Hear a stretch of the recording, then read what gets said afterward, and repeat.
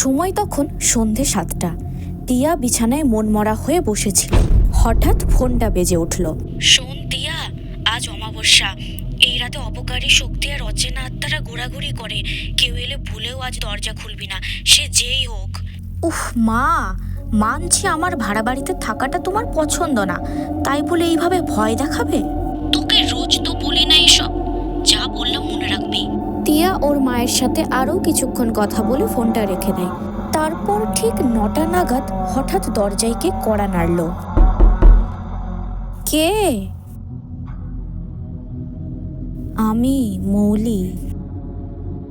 ভেতরে আয়। তারপর টিয়া ওকে ঘরের ভেতরে নিয়ে যায়।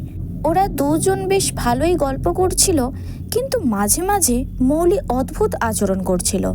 যাক, তুই এসছিস, এত একা একা লাগছিল না বাড়িতে? মৌলি একভাবে জানালার দিকে তাকিয়েই ছিল। প্রথমে টিয়ারও একটু অদ্ভুত লাগলো ব্যাপারটা, কিন্তু ও আর বেশি গুরুত্ব দিল না।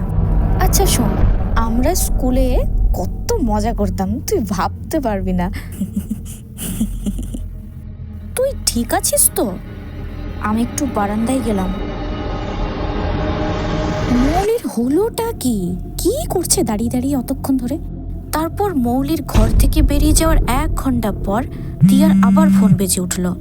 মৌলি, তুই তো বারান্দাতেই দাঁড়িয়ে, আমায় কল করছিস কেন? বারান্দা?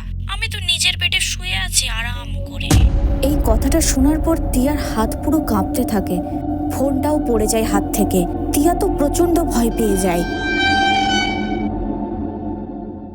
বান্ধবী ফোন করেছিল বুঝি?